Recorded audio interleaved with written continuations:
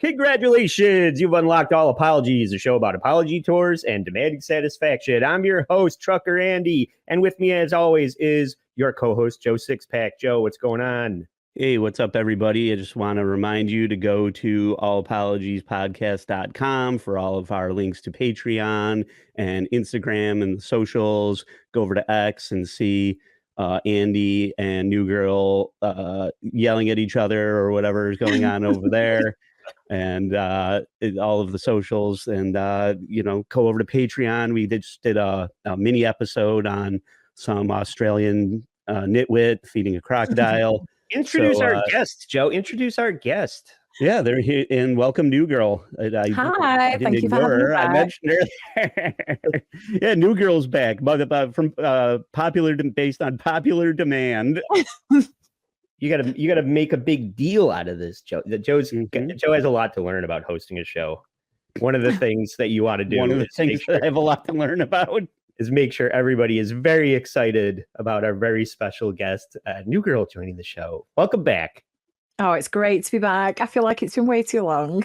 Yeah, and we just did an extra special Patreon edition of the show featuring an Australian influencer and New Girl's crashing of a stag party. And if you want to see how she gets down at the Stag Do, please consider checking that out on Patreon. You can do it actually, I'm not putting the mini shows out for one-offs, but we have one-off episodes. You could buy a single episode for $3 if you don't want to become a regular member where you pay on the reg. But that's only for the primary episodes right now. I think I made your Patreon episode mini from the last time you were on, New Girl. I think you could pay to see that one too. I was just like, people are going to want to see this. I'll let them buy this one. But you could also just join for $5 a month and see what's going on. We have the mini with New Girl that's coming out. If you're listening to this now, it's already out. It came out Monday, and we have some other things planned for the end of the month. So I think it's worth it to join for $5 a month, because we're always trying to add bigger and better things to the show. And those people are the most important people that support the show, like Magnus and Amanda Lynn Nappy. John, New Girl is a supporter of the show. Be like New Girl and just support the show. Or be like Dr. Steve and Brenda, Trevor, and Jackie, SJ, Ray, Harry Zoe, Kate, Tony, Bad at Karate, Waylon, Notorious Cretin, Brian, Orange Julius, Sean, Principled Uncertainty, Bob, Hunter Duke, Nicola, Awesome Kyle, Aaron, Tigran, Fun Kilo, Leo, Hall & Oates, The Negative Creep, and Simon, the OG. These are people that make the show happen, and we appreciate legends. Yeah. I used to make fun of Cardiff for reading the roll call, and I thought that when people did it, it was a waste of my time as somebody that pays nothing to the show. I was like, this doesn't mean anything to me. But as somebody that makes a show now, it means everything to me. Those people that I just read off. So thank you to them. And if you want to get a shout out on the show and do something that I used to hate, please join the Patreon. And if you're a free listener and you hate that we do that, well, that's why we do it.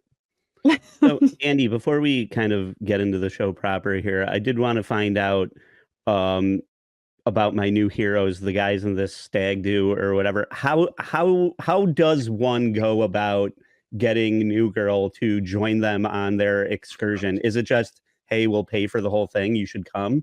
What happened there? It's very easy. She just inserts herself into your party. Well, no. So one of the boys on the Friday night was trying to have a little flirt with me on the dance floor, but he was like 19 years old. I was like, oh my gosh, you are not far off the same age as my child. So the stag of the party took me out, and we was having a cigarette and a drink outside, and I told him that I was away on my own for the weekend, and one of his party had dropped out. So they'd already prepaid for everything for 10 of them, and there was 9. He was like, why don't you just come? You seem like a good laugh. And literally all you've got to do is ask. I'm always up for a good laugh. So yeah, I just replaced a guy called Ian. So for the rest of the day, when we checked in anywhere, I just said I was Ian. And in this day and age, nobody can question that. So yeah. Ian, he inadvertently did the best thing he could possibly do for the stag party, which was who knew he was the MVP of the stag party by not coming? Yeah. Nice. That's awesome. All right. Well, this week we have New Girl on because it's a UK centric show about Top Gear host Jeremy Clarkson. And Joe, you were saying that your point of reference for Jeremy Clarkson is kind of slim, and you wanted to ask. I started watching. There's a documentary about it, and it just seemed like his parents were selling knockoff Paddington bears. And clip 2, the story in the documentary, they're like, yeah, he took. So it seemed like he's a rich kid, and he was he's a private school. Right. Posh boy, yeah. Right. And he took his driver's test in a Bentley or something like that and like crashed it on the way home or something. Like just like kind of what these stories would seem hateable to me. So that's the best thing about him is that he comes from everything that normal people hate, but he still is so relatable and funny and just brass and just represents English people really well, I'd say, even though he is middle class and posh. But yeah, he's very I relate to him, the way he talks, the way he acts. It's brilliant. A lot of Riz, as the kids would say today. He gets by on like total charisma. Joe said Riz, so I had to take strike one. But just a lot of and larger than life too. I mean, I don't know what his stature is, 6'4". Oh, he's a very big guy. Yeah, like I feel like dude that like just dominates whatever environment he's in. Yeah, that's a good point, Joe. I'd like to bring this up right now. It seems like tight for guys is breast size for women when it comes to the opposite sex. Is there such a thing as being too tall? What's the no. I personally, I'm not a woman who has a thing for heights. I do get it because it's like someone who can protect you and big and scoop you up. I get it, and the bigger, just size. I was going to say the bigger the better, but I don't mean. But yeah, no, I get it. It is taller is very attractive. I can't deny it. Yeah, but I'm here for my short kings. I'm 7'3".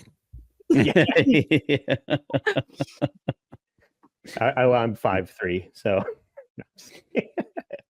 Joe was like, "Stop it, we're twins. You ain't them both." I did also hear somebody saying, it's just like, whatever, if you're 5'10", just say you're 6 feet. What are they going to do? Whip out a fucking tape measure and measure? You just wear boots that day. You'll be fine. If the woman is shorter than you, they can't tell that you're not 6 feet. Mm-hmm. Maybe they can. But you mentioned the Paddington thing, Joe. So Ed, if you could just jump to my clip 2, this is a little more context for that. To sell in Paddington, still dimly aware that probably wasn't allowed, but there were no laws or rules on it. But like their son, it seemed Clarkson's parents may not have been fond of playing by the rules. The problem was that they hadn't had permission from Michael Bond, the creator of Paddington Bear.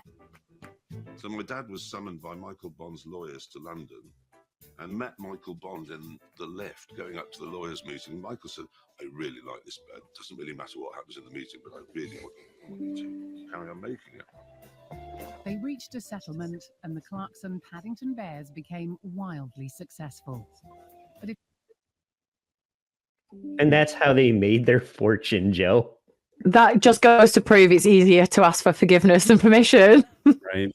Yep. Remember we used to go to the public market and you could buy a knockoff shirt of Bart Simpson in blackface, dressed wearing Michael Jordan jersey, dunking like Jordan, only it was Bart Simpson. That's basically how Jeremy Clarkson made his money.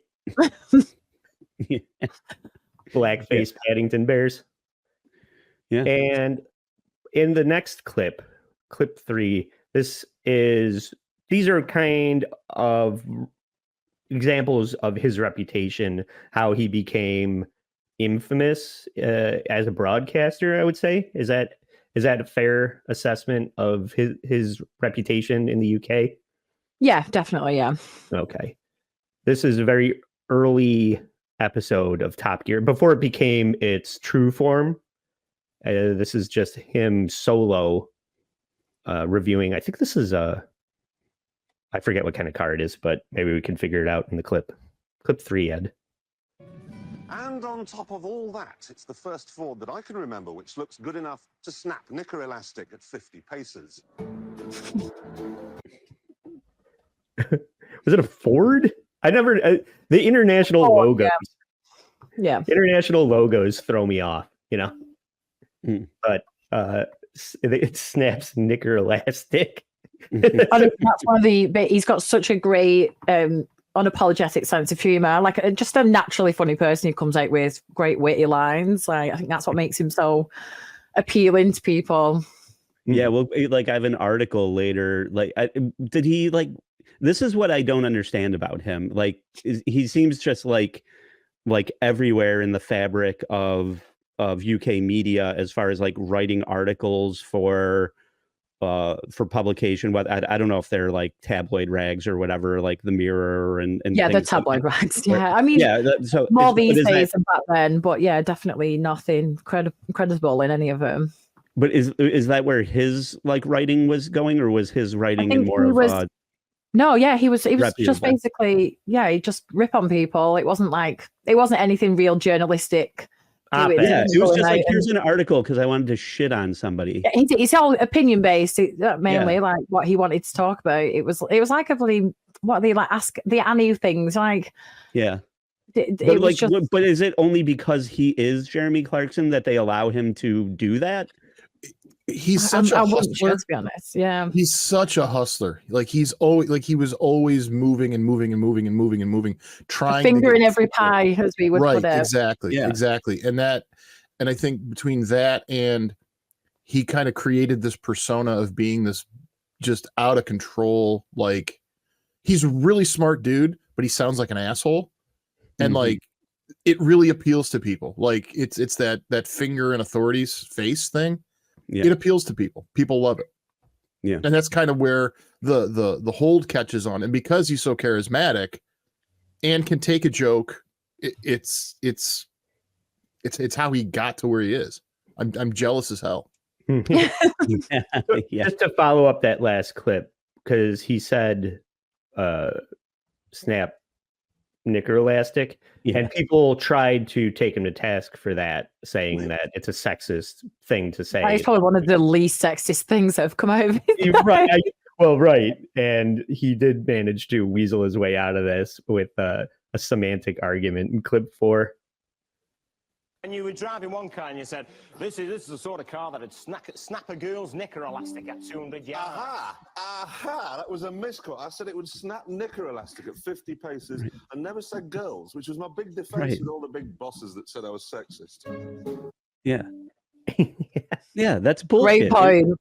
Well, I mean, or that does work, but is it like saying panties in America? You would never say if you said it will snap panty elastic. You would never apply that to a man. Like when you say knickers, would knickers be what women were? But yeah, would you say a man wears knickers? I'm sure there's plenty of men out there who are wearing knickers as well. So. Yeah, he was ahead of his time. If anything, he was ahead of his time. Now that's true, but at that time it wouldn't have happened. Yeah. Back then, a Ford station wagon would get a man's panties wet. Well, I was in Germany, and one of my colleagues was driving us around in his Ford, and the car, like what Ford puts out in the UK or in Europe, is drastically different.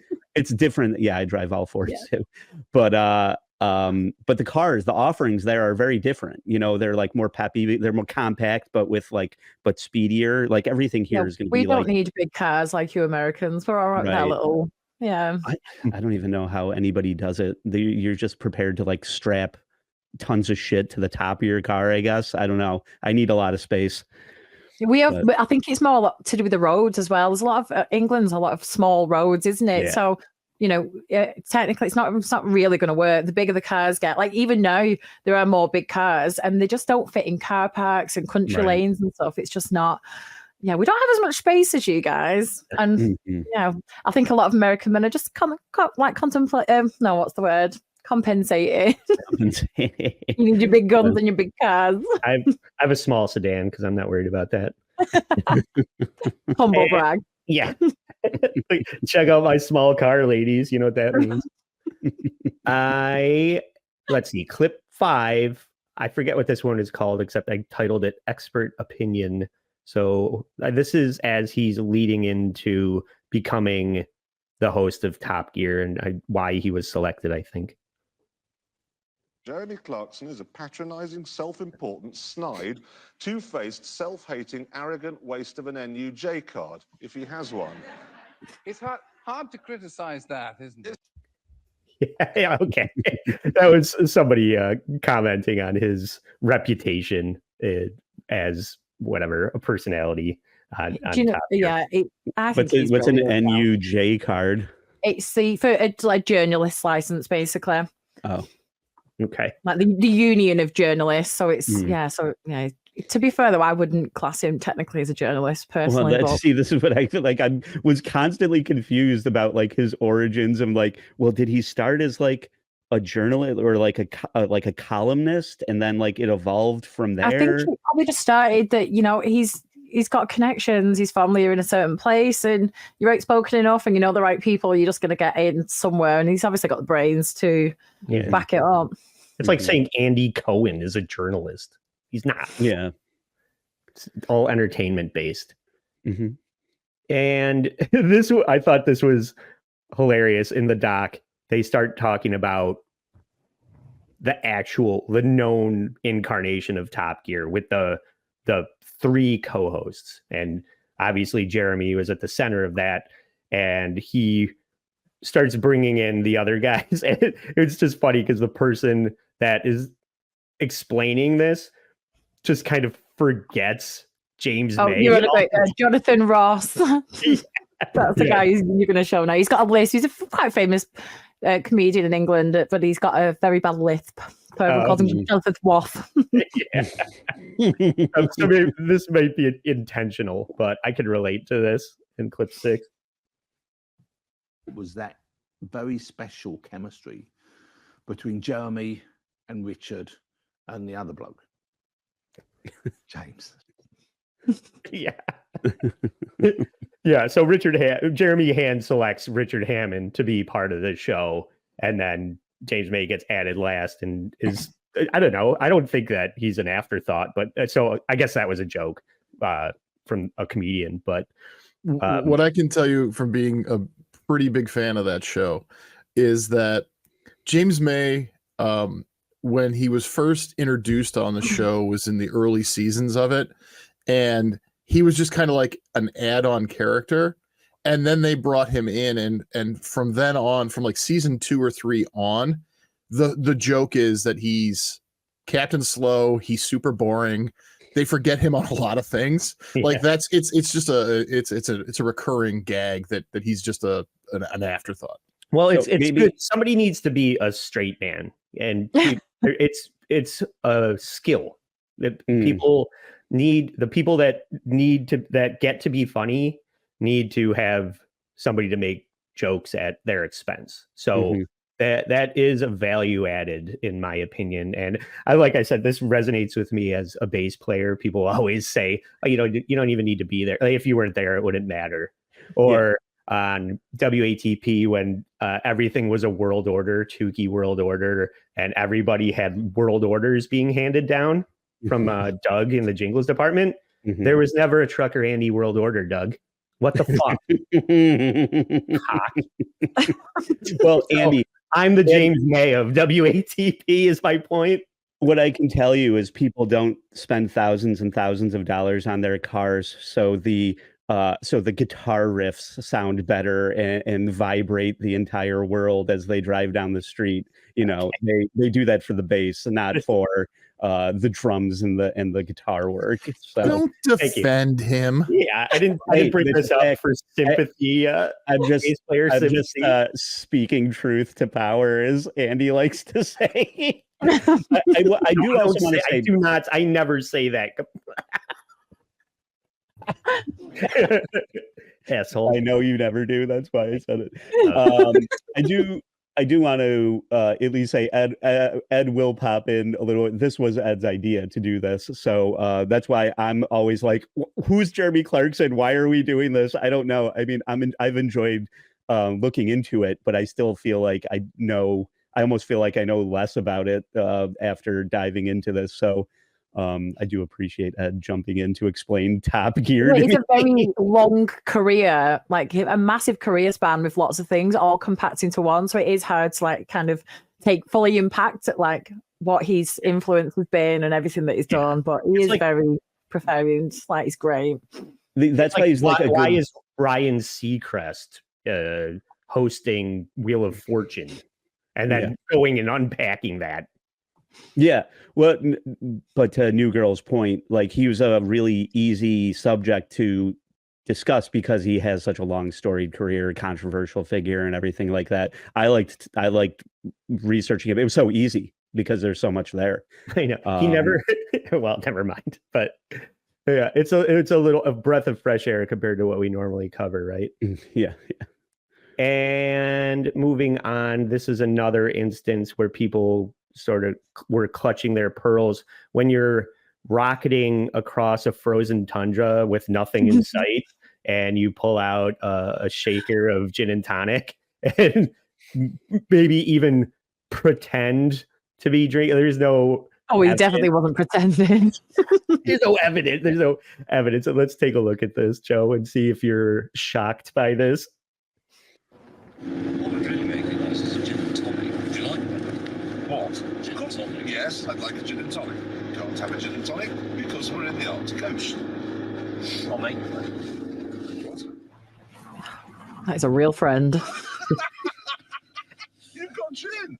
May pulls out a cool box with a bottle of gin and offers a gin and tonic. In the clip, James May appears to pour gin and tonics for himself and Jeremy Clarkson. Now this is Arctic exploration. Even though Clarkson was driving at the time, the viewer is led to assume he's drinking alcohol at the wheel.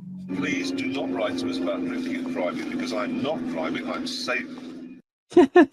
Who gives it? Well, because what? He might drive into a child on a tundra? Who gives a shit? That's exactly everyone's point. Except that, is it illegal? I mean, they're in the Arctic. I think it's not like Cindy waters. There's no like actual laws, is there? Yeah, there's no laws.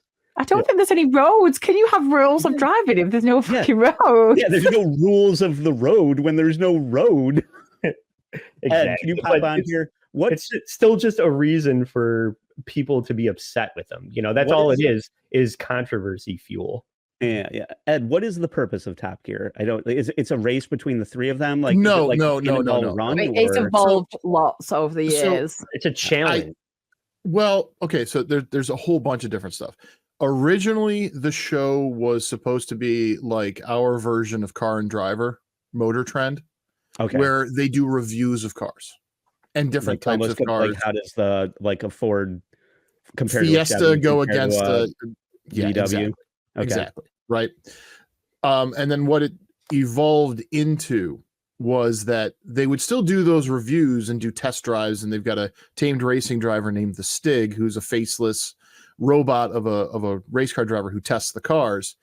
And then they would also get into these adventure specials and where they would be given a challenge. Like each of them have to buy, like one of my favorite ones is they go to Africa and they have to find the source of the River Nile, right? And each one of them has to buy an estate car for $2,000 or whatever it is, which is an estate car is a station wagon. So one of them, Jeremy shows up with a Beamer 5 Series. May's got a Volvo because he's boring, and Hammond's got a Subaru because a WRX hatchback. Right, because he's an American. That's like the joke is one of them is frivolous and crazy, the other one is boring, and then Jeremy's the key host, but he's an asshole. So like but that's kind of how the show evolved. But every episode is, And hey, the idea is that the cars like might not even make it because they're pieces of 100%. they're running. Put it this way, underground. it started out as a car show, and I would have never. I'm not interested in cars whatsoever. I loved it. I watched it religiously. Everyone I know watched it religiously. I was a teenager as well, like a young teenage girl, and I wanted to watch it. Nothing to do with the cars, and all to do with them, the entertainment. The cars were, I think, the last thing really on the list of everything that they did. They turned it into a completely different show. Oh no, was it's incredible. completely an entertainment show. And how long?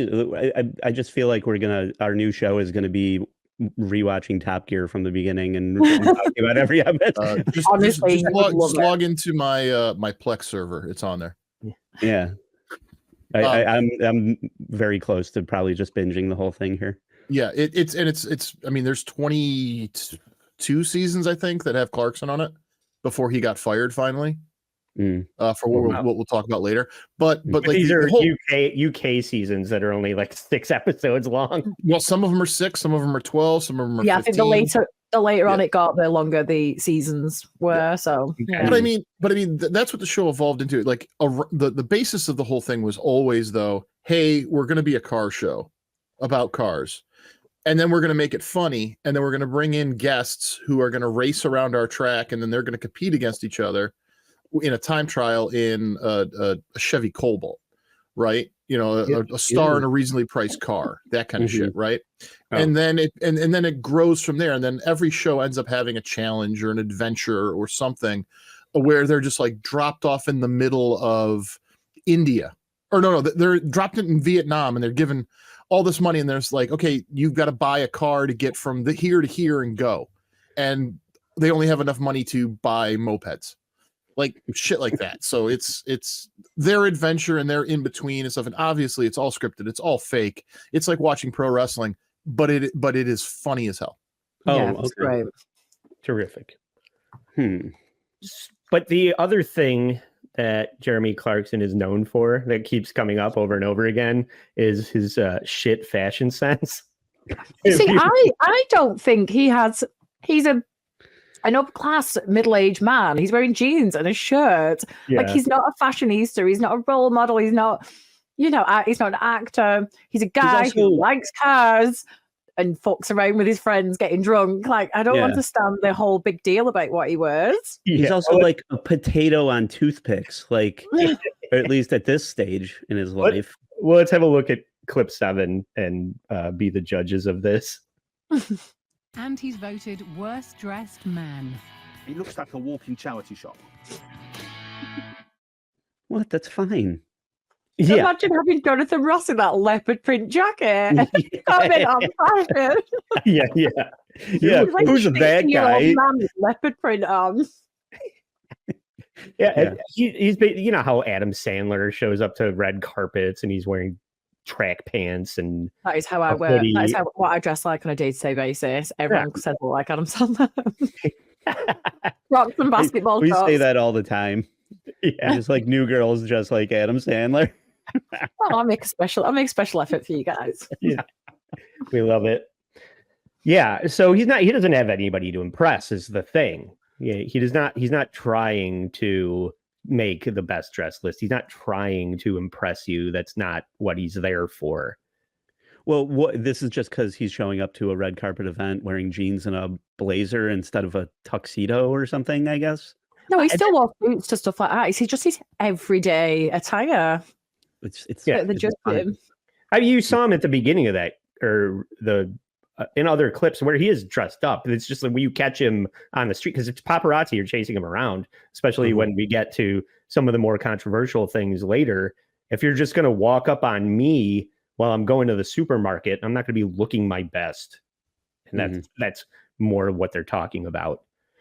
And in an effort to just get more to the meat and potatoes of the controversies that Joe brought, I had to clip this because as a CDL truck driver, this was This is fucking brilliant. I know what you're putting on, and I remember when it happened, and when I was rewatching the documentary you sent me today, I laughed so hard. It was unbelievable. I forgot how good this was. This is funny, but certain people might not find this as funny as we do. In 2008, the country was reeling from the news that the so-called Suffolk Strangler, Steve Wright, had recently been found guilty of murdering 5 prostitutes. He'd previously worked as a lorry driver. It was a piece of news that Clarkson decided to reference in an episode of Top Gear, during which he struggled to drive a 60-ton lorry around the track. Holy shit. Because this is a hard job, and I'm not just saying this to win favour with lorry drivers. It's a hard job. Change gear, change gear, change gear, check your mirrors. He's in the cabin and he's talking about really pedestrian stuff, about changing gear and stepping on the accelerating and pulling over. But he doesn't want the piece just to be about hardworking lorry drivers. Change gear, change gear, change gear, check your mirrors, murder a prostitute, change gear, murder. That's a lot of effort. That also becomes a long-standing joke about lorry drivers and mustard on their shirt and killing prostitutes. It becomes something that lasts the rest of the show. It's great. Does it? Is it really? Oh yeah, because you've never killed a prostitute, trucker. You're not a trucker unless you've killed a prostitute. Yeah, it's on the final exam. Yeah, that's the final question on the final exam. How many prostitutes did you kill? Yeah, not run over. Yeah. You have to strangle them. You have to trick them into your truck. Yes. Yeah. How many lot lizards have you murdered? My dad was a trucker. Don't put this in my head. We're good people, hardworking people that are underappreciated. All right. That's very true. Want to get to these are the apology centric things. Now that's all just reputation, background context stuff. This is where we start getting into apology tours, and apparently there was a big union strike in town, and he went on a talk show and started making light of the struggle of the working man, basically. And a lot of people nobody got the sense of humor that he was putting across. People took it way too literally what he was saying. Well, there's always going to be that one cross section, like when a joke is at someone's expense, the person whose expenses it's at don't think it's funny, but everybody else does. It's the same as what Dave Chappelle and Ricky Gervais, whoever they target doesn't think that what they say is funny, and everybody else does. And this is in the vein of that, Joe. Let's have a look at this. The strikes have been a good idea. Fantastic. Absolutely. Never had. London today has just been empty. Airports, people streaming through with no problems at all. We have to balance it though, don't we? Because this is the BBC. Exactly. Yes, exactly. Frankly, I'd have them all shot. I would take them outside and execute them in front of their families. I mean, how dare they go on strike when they've got these gilt-edged pensions that are going to be guaranteed while the rest of us have to work for a living? Yeah. Well, on that note of balancing an opinion, of course, those are Jeremy's views. Anyone who can't see that is sarcastic. Yeah, right. Dumb. What was the union, New Girl, that he was when that happened? Do you remember? I was like a teenager at the time, so yeah. It seems like it was a TSA type of transit security, because he's like, everybody's just getting in. They're always on strike. They literally go on strike every other year, so it wouldn't surprise me. Yeah, I just like that the woman's name in that clip was Alex Jones. It's like Alex Jones reacts to Jeremy Clarkson. I got to clip that. Oh, it's just this lady. Well, this is part of the problem of the modern day anyway, is like you put it in text and it loses all context, right? And it, like in black and white on the page, it sounds terrible, but you don't realize like that. I mean, you can literally see him rolling his eyes as he says it, throwing his head back. But obviously anyone who's just listening won't see that, but you can clearly see the sarcasm, which it's why it's a nothing burger. Like, people shouldn't have been upset about it, but people just love to be upset about anything.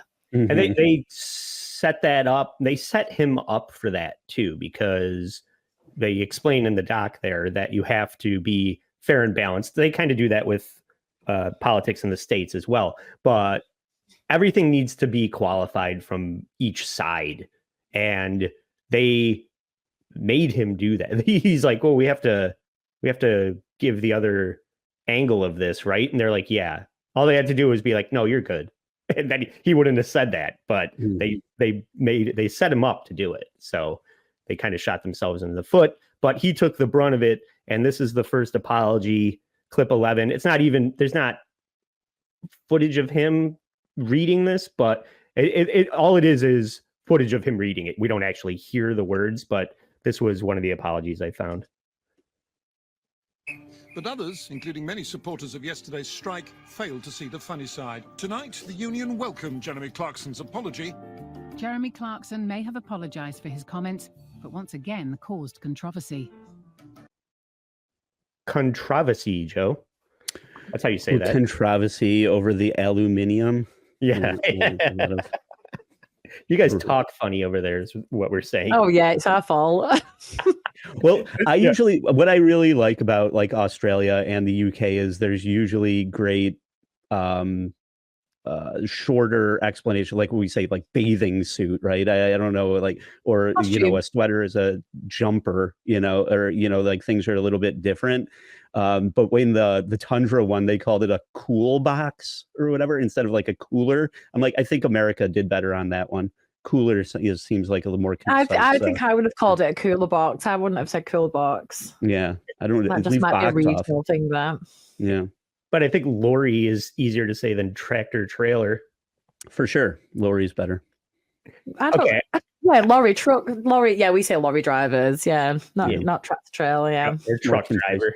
We really need to come together and put all of the best like slang terms like into a melting pot, so we all sound better. I know. I'm joking about who talks dumber, but it's not like you literally said Riz like 30 minutes ago. So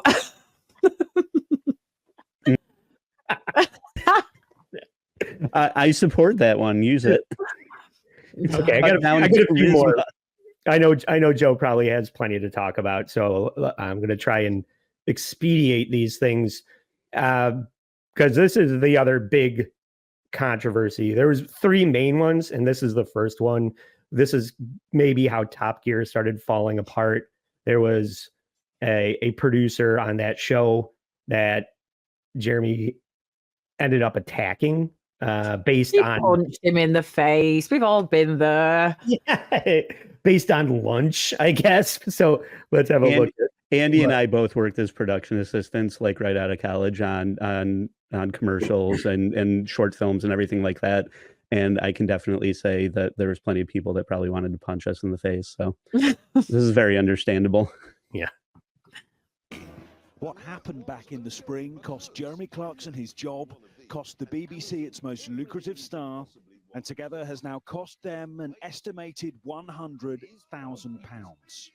The racial discrimination and injury claim was brought by Top Gear producer Oisin Timon, the man left with a split lip after last year's row over hotel food.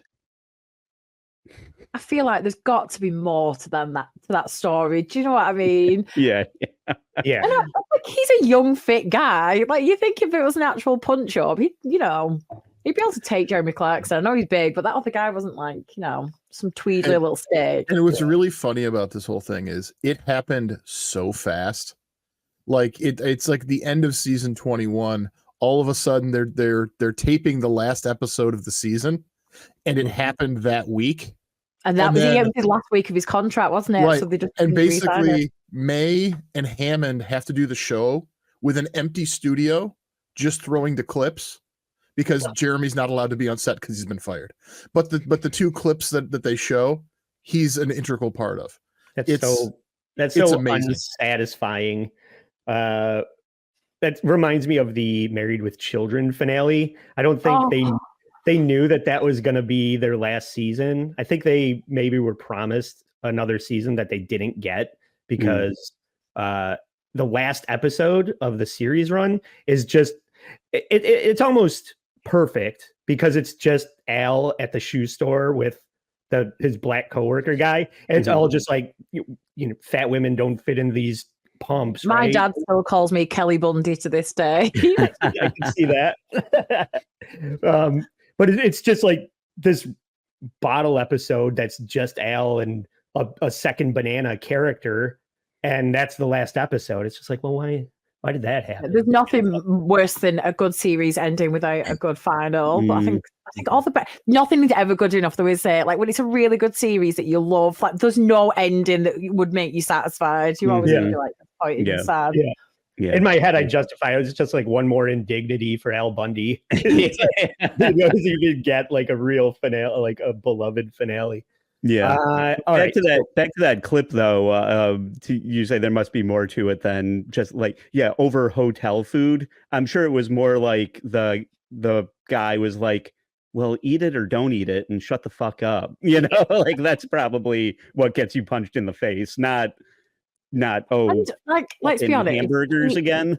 He's just a normal guy, and we all like get stressed with work and frustrations, and he's probably away from home from a lot, and shit happens. Like you shouldn't punch someone in the face, but for every single person who's going to judge him for that, I can guarantee they've either done it or love someone who's done it and has been understood. Like he's not run him over with a car. He's give him a fat lip. It's it's what men do, isn't it? Like roll around on the floor and fight each other. Right. Yeah. And he's an Irish guy. He should expect it. Racial abuse. He's Irish, please. I know. Yeah. Okay. Let's jump to clip 14 real quick. I want to know if this is a real thing. Is this the nursery rhyme? No, it's race relations. The level of the payout is probably influenced by, the violence involved, which is highly unusual in any employment situation, but also the inflammatory racist comments or anti-Irish comments, as well as, of course, the publicity and the desire of the BBC probably to make sure that Mr. Timmins doesn't make any comments about this after the settlement takes place. You killed Black Tom, you racist son of a bitch! So I'm guessing the racial swear is probably the G word. I don't know. I can say it about Mick. I mean, we're part Irish. I don't know. Yeah, a gypsy. Oh, is it the Irish?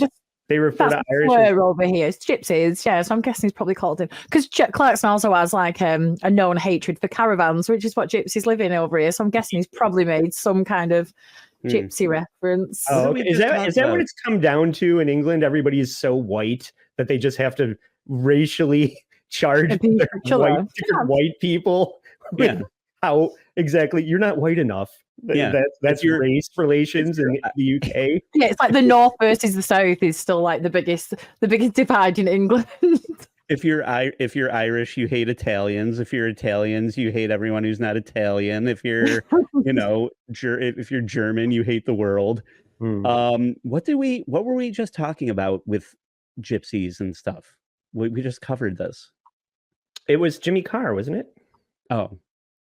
Yeah. Oh yeah, he made right. it. Yeah, he made a gypsy. Yeah, they really hate reference. gypsies over in the UK. No, they don't. It's just like it's just an easy right. So back in the day, we all used to say something was gay. Do you know what I mean? Like, and it didn't have anything to do with your sexuality. And kind of like when you call someone like they'll say like, "Oh, you gyppo." It means if you've stolen something or you're speaking a certain Irish accent. It's not like. Yeah. People don't generally hate gypsies because they tend to keep to themselves. It's not very often, unless like a group of them come into your town and take up a supermarket car park for a weekend. Yeah. Like you don't really come across them. So it's not like a massive thing. Do they say like white trash in the UK? Like it just seems like redneck. That's what you'd call a gypsy. White trash is gypsies. Yeah, redneck, white trash, like hillbilly. Chavs. Like we have chavs, which I suppose is kind of a white chav, which is white trash kind of thing. A chav. Mm-hmm.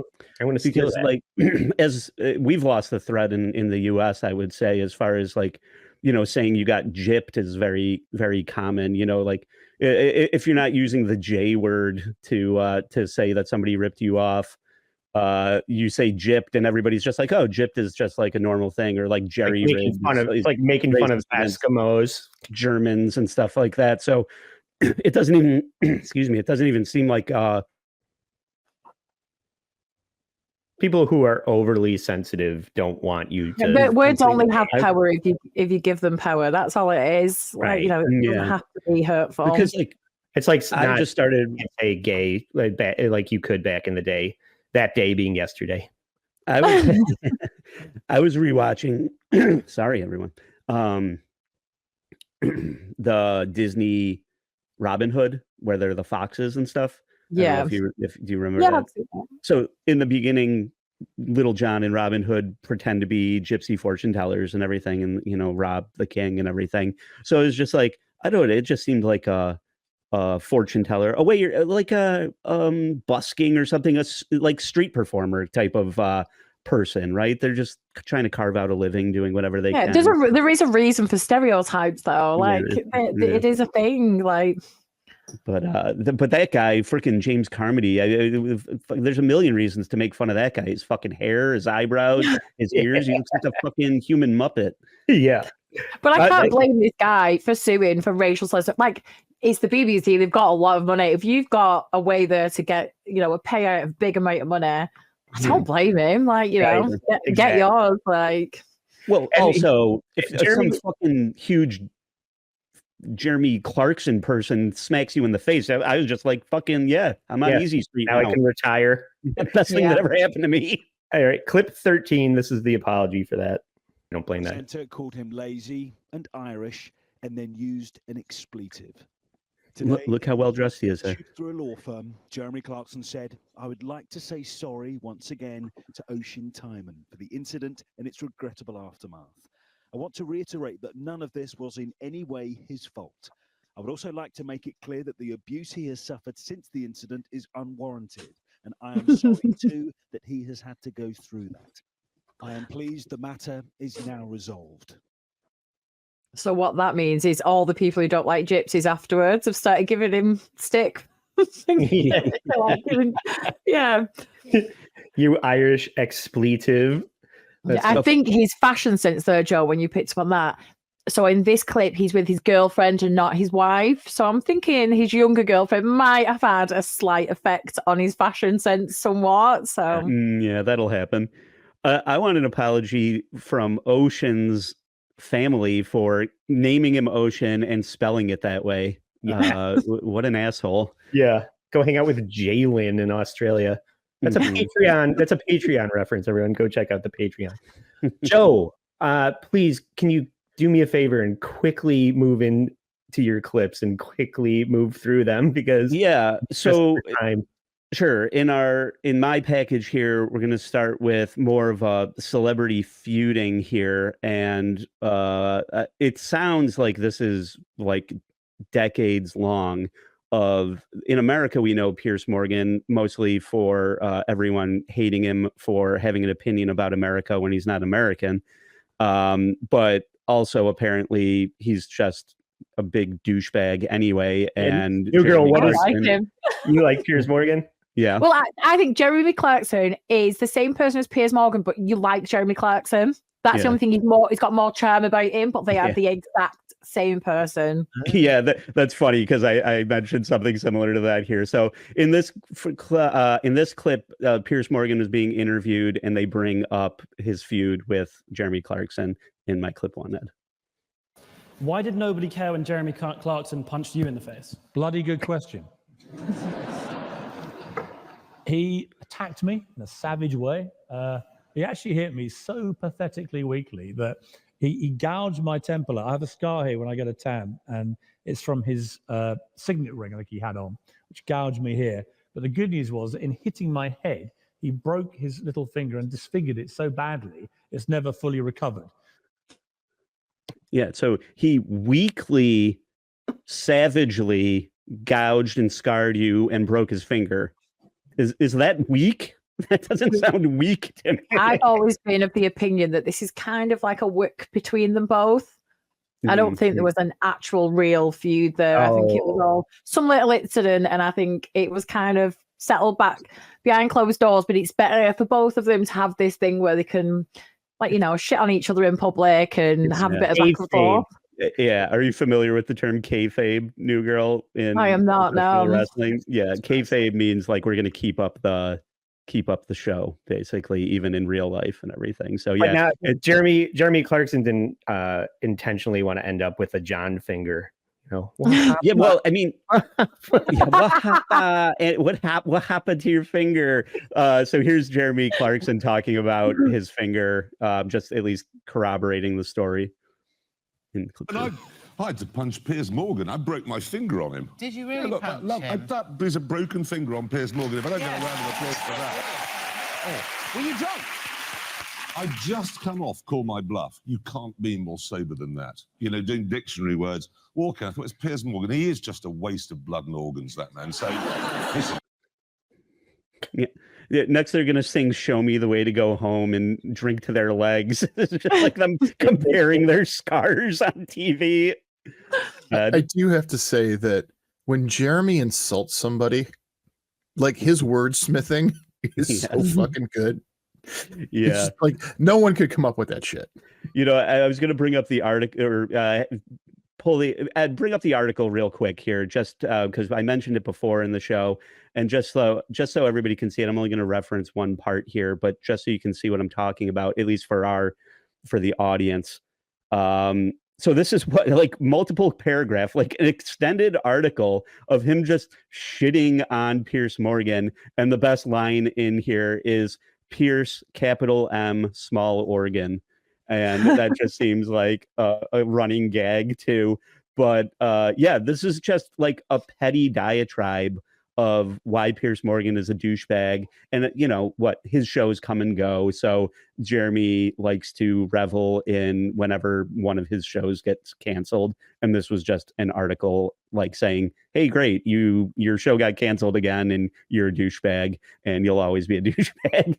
So we don't have to show any more of that article, really. But that's why I was like also confused. I'm like, this guy's writing lengthy articles about his feuds. Apparently, honestly, they'll let anyone write for him on it. It's not Yeah. even like there is like, But I guess I'll ask normal you. what they call like reality TV stars write for newspapers these days. So it's not Yeah. like yeah. I'll ask you because I couldn't find anything about it. Like, basically, it seemed like Piers Morgan was highly critical of Jeremy Clarkson for a long, long time before it came to a head when he was punching him. Like, Yeah, I think it was all just a bit of mouthy stuff here and there. But like I say, I think it's all just like a show. tabloid. Yeah, shit. yeah. It was just petulant private schoolboys making fun of each other in public. That's all it is. Just throwing stones at each other in the public eye. Yeah. So back to the Piers Morgan interview there. They kiss and make up here. He texted me about 4 or 5 months ago, maybe later. It was last summer, actually. And it was brilliantly British. It was like at 1 a.m, Morgan, Clarkson here. We should end this. Drink. And then I found out that we shared the same pub without realizing it. I said, Scarsdale, 7 p.m, Monday. And he arrived on a push bike looking like he was about to die. And I arrived on foot, and I could see the locals going, holy fuck. And it was, we then just got blind drunk. Yeah. Fixes everything. That seems like a boring story that he was trying to make interesting. He seems like a dork that was bullied and like was making up with his bully. Like, I don't know. That his story seemed awkward to me when he was telling it there. But so they make up. The easiest way to explain why they're friends now, though, because if it was such a big feud, there'd be more to it. But it's just like, oh, you know, we just went for a drink and everything's fine. Yeah. It kind of, what can you question from that? Then it's kind of just is what it is. Yeah. So they kind of put it to bed, and then I'm sorry, Joe, not to just walk past that though. You wouldn't think it was interesting, if not to keep going with the kayfabe wrestling thing, but if Vince McMahon and Stone Cold Steve Austin were seen in public getting drinks together, you wouldn't think that was interesting? No, I just think the whole thing was much more low key than the way he was telling it. You know, like it was a big deal in his mind, and I think to everybody else, it was just like, oh, there's two guys drinking in a bar. Well, if I saw Vince McMahon and Stone Cold drinking in a bar, I would freak out. How many people might have been there though? Too. Right, so Jeremy Clarkson it's a small village where it is. So like it's one of them places where you'll notice because there's not that many people. Like there's enough people there, but like not enough that it would just go undetected. Like it would be a big deal if you saw them both walking the pub together in the area that they was in. Okay, so in my next clip, we could see like now it almost becomes like a comedy duo, essentially, like these two going back. So they buried the hatchet, but they keep up the bickering in this clip. It's Christmas, so let's put all that behind us and play nicely as we welcome the simply awful human being that is Piers Morgan. Right, so you're Piers Organ. You're from London. I'm not actually, no. I'm from Sussex. Okay, you're from Sussex, but you have homes in Los Angeles and London as well. Yes. And you're a daytime television host. I'm a breakfast TV star, yes. Daytime. And you're here to play Who Wants to Be a Millionaire. And I need to talk you through the rules, I guess, because you're normally in bed when this is going out. I don't watch the show. Well, exactly. So I used to watch the old one. Yeah, sure. When it was hosted by a proper stand-up character, but you got 15 questions. You'll never make it. You got 15 questions for £1 million. I won't. You won't. Good old man banter. That's what that is. But it reminds me of like Jack Lemmon, Jack Lemmon and Walter Matthau. Yeah, I would say like this is just like two Bud Abbotts with no Costello. Like British gentlemen fighting is funny, but it's two straight men just acting like dicks to each other, which is still funny. But it's just like there's no pratfalls or there's no buffoonery. It's just two gentlemen. I don't know if it's a cultural difference, but like it's quite normal in England that you shit on your friends. Like, I don't. If I'm nice to a friend, they're not a very good friend. Do you know what I mean? Like anyone who I really respect and get on with, it's all just everything is a swear word, an insult, like pretending that you hate each other. Like the more you like someone, the meaner you are to them. Yeah. No, that's true too here. Okay. So now we move through. Now it's like a superhero origins where if two heroes meet each other, usually they'll fight each other, and then they'll move forward against bigger villains, and that's what's happening in here now. Jeremy Clarkson. Well, here's the news clip to explain it. 6,000 complaints have been made to IPSO, the Independent Press Standards Organisation, following comments made by Jeremy Clarkson about Meghan Markle in a newspaper column. Incredible. In The Sun, Clarkson wrote he dreamed of throwing excrement at the Duchess of Sussex while she was made to parade naked in the streets. Oh my God, I remember this, and it was incredible. That woman has just took it out of context there as well, though. Just from that news article, it's out of context. Well, But, if people don't know, that's Game of Thrones, right? Yeah, it was totally a Game of Thrones reference. Yeah, it was the most perfect reference ever. Like it was so well written and funny, and anyone who took offense to it is just dumb, just a dumb person. Like you've always got to read between the lines. Everyone knows what it's like at this point. There's such a cultural thing happening right now where if I don't get the joke, that's your fault, and you owe me an apology because you made a reference or a joke that I didn't get. And that's your fault because I don't know something. What the fuck is happening? Like it seems to happen all the time now. I'm actually really surprised at how much backlash he got from this, because she's not liked. English people do not like Meghan Markle unless you're really woke. Like no one likes her. This, and it's not even a personal thing. It's just. I mean, why would you like her? Yeah, nobody likes her. She's an American who came over and married your most famous princess's younger son, even though he dresses like a Nazi. And we've all been there. It's almost like we're reinvading you. Like it makes perfect sense why you guys hate her. I think it was more the gothic. There were rules that the royal family go by, and a lot, even people who aren't royalists, like we all respect this. And she just came in and then bad moods and made shit up and said that everyone was racist. Well, you know what? It's an old white lady. She probably is racist, but you went into her home willingly. So just bite the bullet and have some respect. And nobody respects her in the slightest. So I'm surprised there was any backlash from this. Everyone I know thought it was the funniest thing ever. Yeah, she's just, people think she's a gold digging.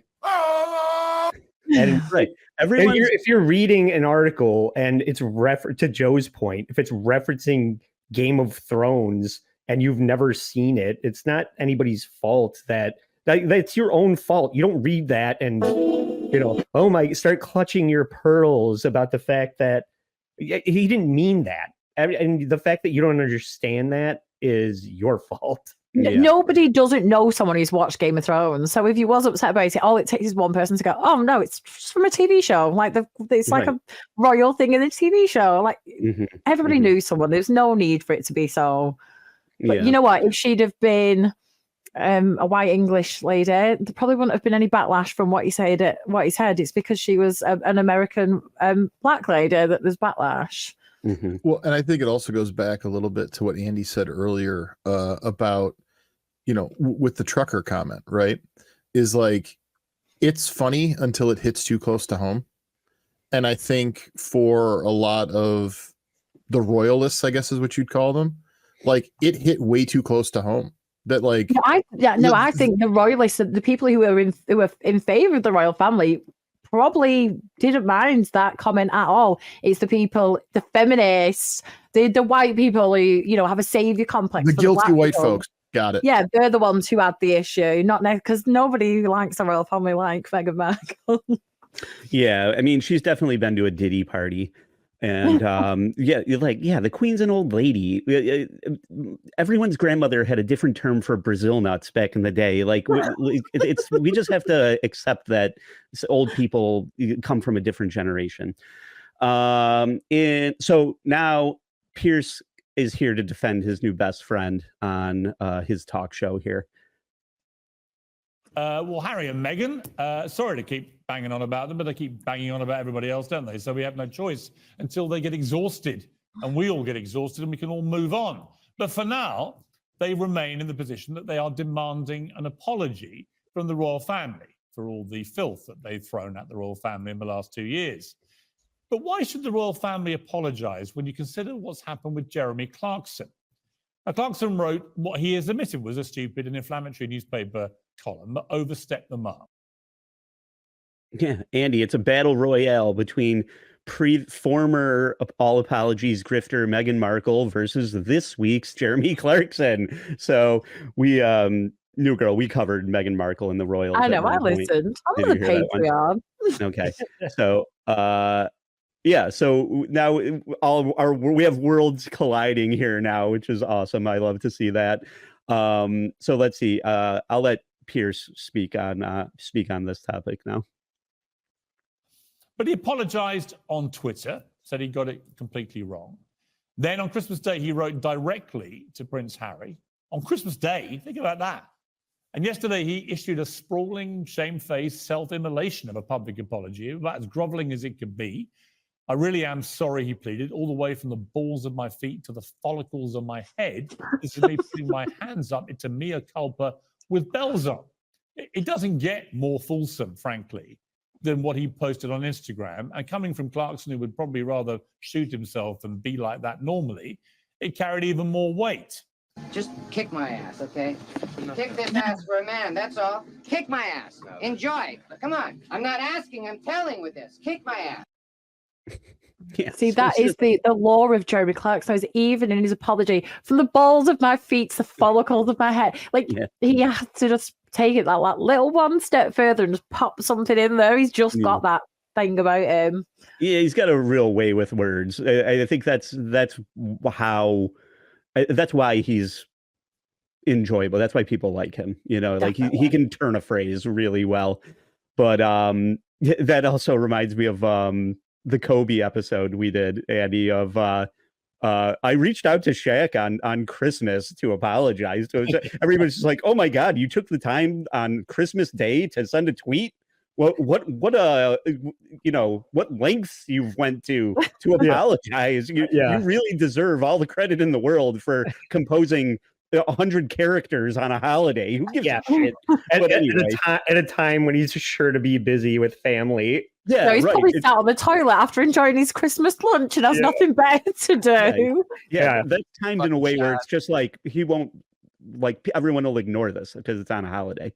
It's like when Congress fucking drops some horrible legislation right before they go on fucking vacation.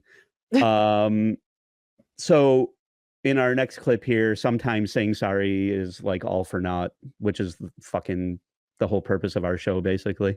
Yeah. But it wasn't enough for Harry and Meghan. And it took me back, actually, to when I was asked to apologize to Meghan Markle for doubting her word on Good Morning Britain. And one of the reasons I refused was, why would I apologize, A, for something I believe, i.e. she lies, and secondly, if I did apologize, what do you think would happen? Anyway, even if I pretended that I was sorry, they wouldn't accept it. She wouldn't accept it. She'd just use that as an excuse to go even harder. That's what they do. They're the victims. Always. Perennial victims. He has a Yep. point. Yeah, no, that's dead on, and that's most shit. Like most apologies, anybody, whether it's these social media personalities or anything, it's like you owe an apology to a very specific person, not the entire world, not the media. I know. Can you imagine if Piers Morgan went on and said, I want to apologize for being born. that's going to be valuable to nobody. Yeah. I have more respect for people who don't apologize. Like, just stand your ground. Like, if that's what you believe, you said what you said, stand by it. Like, Yep. Okay, so back to in the talk 4 here, Ed, back to the apologies. But let's go back again to the apology. They were desperate for an apology from Clarkson, simply so they could reject it. They could have accepted it, noted it, even ignored it, but instead they reveled in it, pouring fuel on the flames of his humiliation. Within hours, they lashed him in a statement for writing articles that spread hate rhetoric, dangerous conspiracy theories, and misogyny. It's clear this is not an isolated incident shared in haste, they said, but rather a series of articles shared in hate. God, the dripping pomposity of that statement and the disingenuousness of it. Yeah. It's just manipulation, and controlling other people. And it's like, can I get you to do this, right? And you reducing yourself to even addressing it. It's a one-up game, isn't it? Who's going to get the last word? Yeah. Mm-hmm. Yeah. Ed, the worst part about this is the villain is right. He's not. I don't think he's a villain. He's 100% right on this. Well, he's a villain to us most of the time. Yeah. No, on this side, on the west side here, he's a villain to us. Yeah. It depends. I've seen him interviewing the woman that tried to do the gotcha thing against Alec Baldwin. Oh, that was a brilliant interview. Right. So in that context, Piers Morgan is the good guy. Yeah, he can be. Piers Morgan, I would class him as a journalist. I would class him. I think he is great. Like I say, he's just not got the charm that Jeremy Clarkson has got. He's not got that likable thing about him. But that is what I like about him, is that he actually just doesn't care if you like him or not, and that's what makes him so brilliant. That's how you know when he comes out with anything, he is the truth. And he is just being true to himself because he doesn't give a fuck if you like him or not. Mm-hmm, mm-hmm. Yeah, I don't hate Piers Morgan. I also like toxic men. So, you like what men? Toxic. Oh.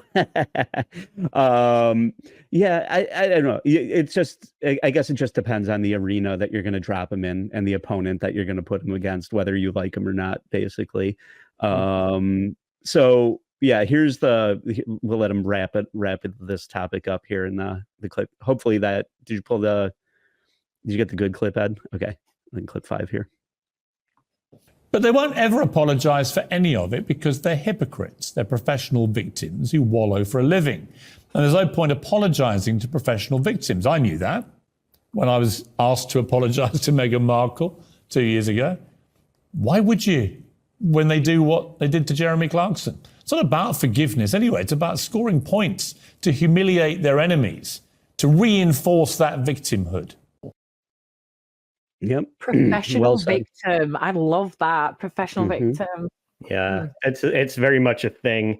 That reminds me of that show, The Gentleman, where he makes him dress up as the chicken, and he's like so humiliated that he ends up killing the guy. It's like you don't really want to do that to people. It's not a great idea.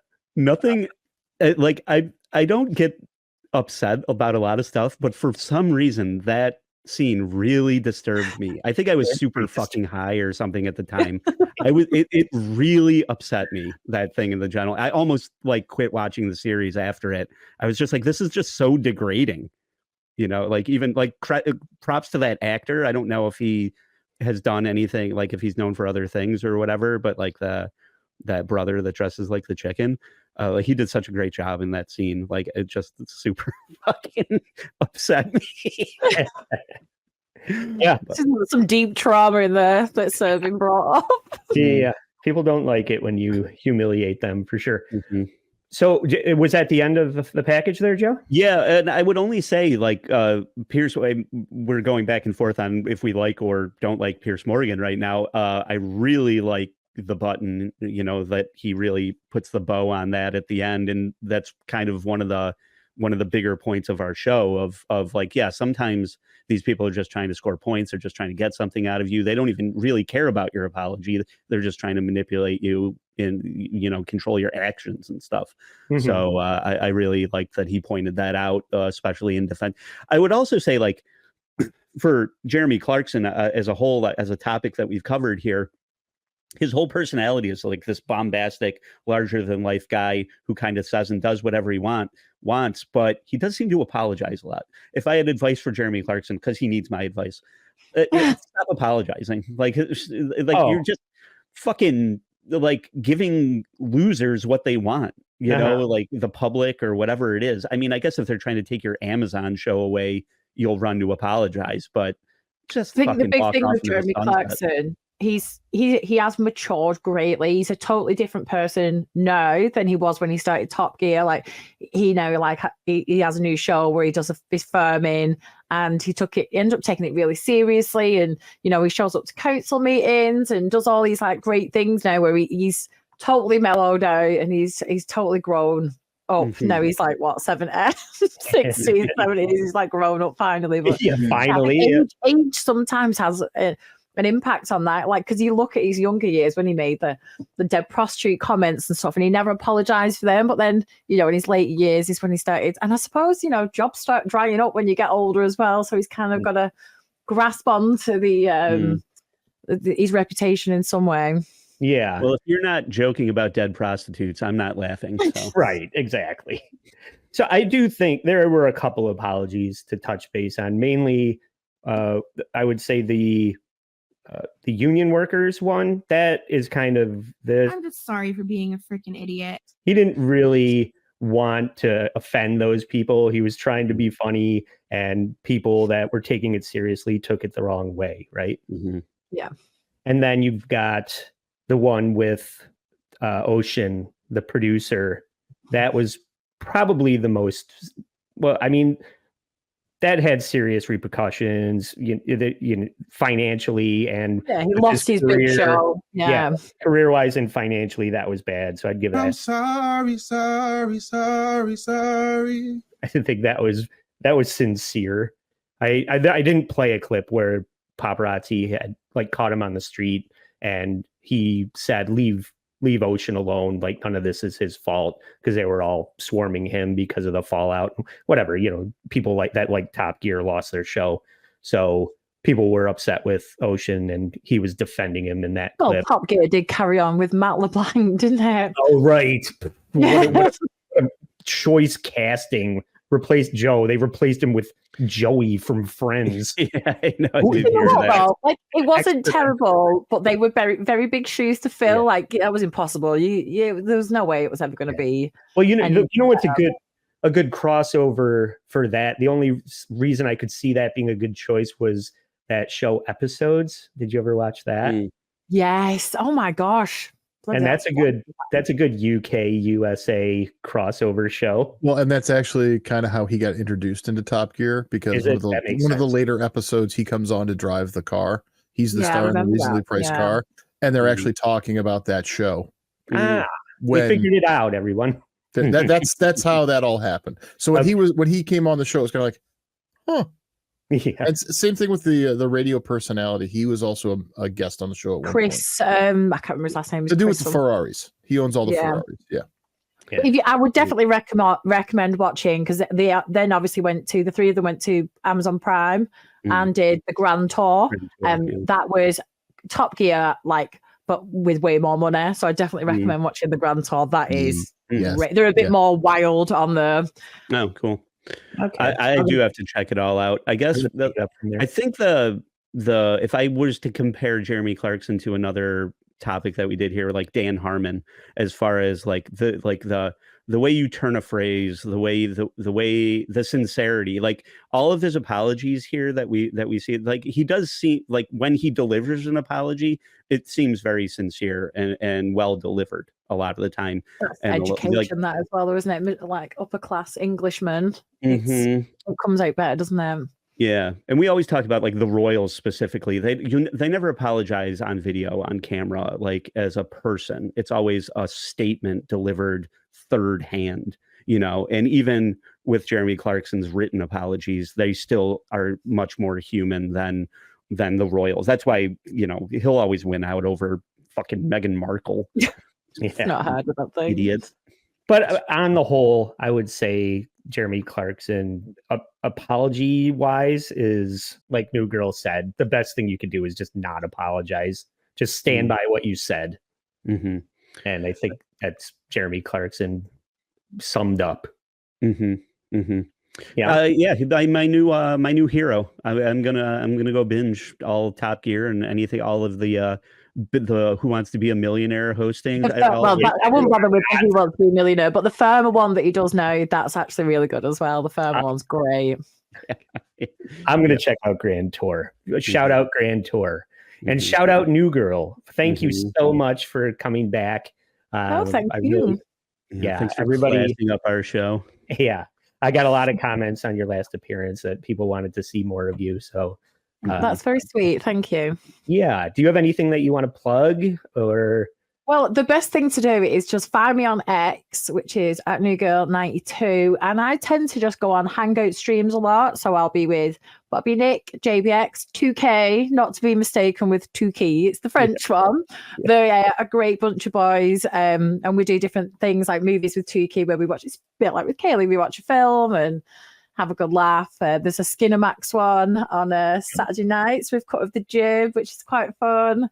So yeah, that's the best place. Is just go on X and I share all the shows that I go on. So yeah, that's out now. The Tukey. Yeah. Oh no, well I was meant to do the Skinamax last night, but I fell asleep because it was like 5 a.m. for me and I passed out. But I will be going on very soon. But it's worth watching without me there, honestly. It's a great laugh and the great boys. It's just a bit of fun. Wonderful.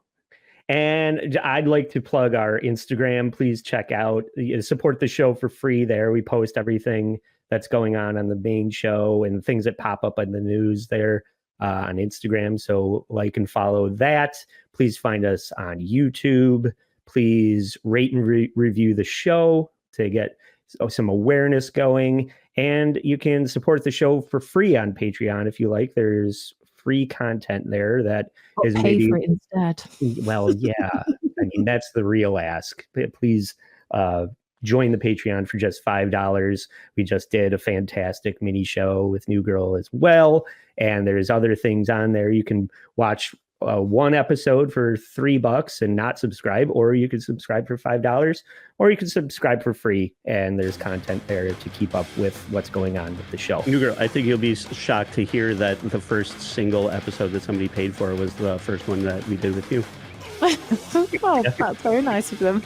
Yeah, and it is very nice. So for Ed, for New Girl, for Joe Sixpack, I'm Trucker Andy saying, stay sorry.